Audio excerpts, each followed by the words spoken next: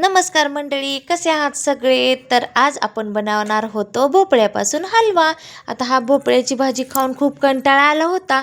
मग आता काय करावं? मग विचार आला डोक्यात की आपण छान असा हलवा बनवावा. कसं आहे ना, सारखं भाजी पण बनवली ना तर मुलांना ती खाऊ वाटत नाही. म्हणलं मग वेगळं काहीतरी बनवावं.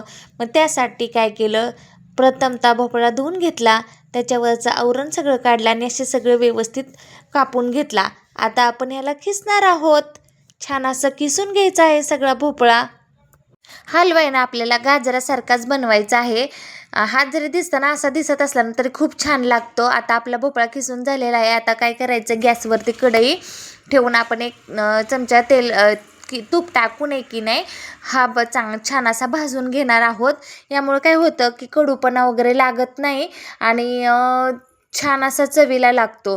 आता आपला भोपळा भाजून झालेला आहे. ह्याच्यात आपण आहे ना लागेल अशी साखर टाकायची आहे, थोडंसं चवीपुरतं मीठ, वेलची पावडर आणि आपली काजू बदाम वगैरे आहेत ना त्याचे छोटेसे काप टाकायचे आहेत. तुम्ही त्यात मनुके, पिस्ता वगैरे सगळं काही टाकू शकता.